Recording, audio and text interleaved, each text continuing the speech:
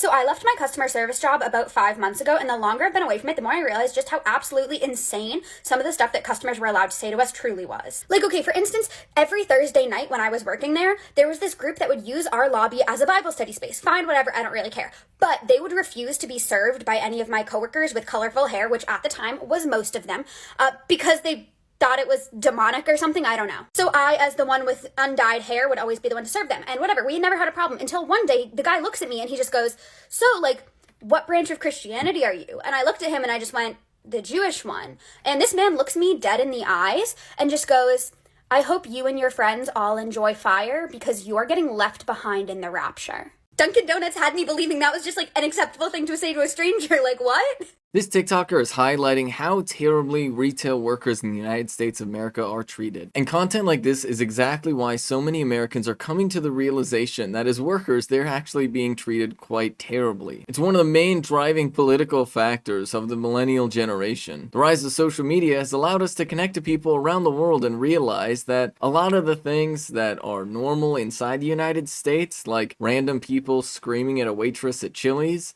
actually isn't normal basically anywhere else in the world. And that the United States has a very particular history that lends it to being very terrible to its workers. At the very origin of this problem is slavery. Once slavery ended, a lot of former slaves were forced into service work, a lot of domestic housework, being waiters, waitresses, busboys. And because that happened, not only was there a fight to keep tipped wages somehow separate from the minimum wage, thank you FDR, but then that led to this widespread culture of treating anybody that worked any type of service job is somehow less than human. That racist history and past has created the culture that exists today, where you have people constantly screaming at retail workers, saying the most absurd things, all leading to this TikToker making the TikTok about how they were treated so terribly by one of the patrons at Dunkin' Donuts. But here's a really interesting question. Why do owners and managers let people treat us like that? Well, you could say it has to do with the history in the United States of the explicitly violent oppression of workers demanding any type of proper treatment in the workplace. So that same culture of managerialism might not necessarily care whether or not workers are being treated poorly by customers. But then on top of that, there's the simple fact that under capitalism, there will always be this pressure to squeeze people into being robots and try to treat people as though they're just robots to do work for other people, and that's what they're there for. They work for the managers to make money, and they sell things to the customers. The individuals are all interchangeable. And because companies don't want to lose any profits, they're terrified of the idea of customers not coming back. And so the ruthless competition of having to make every single possible penny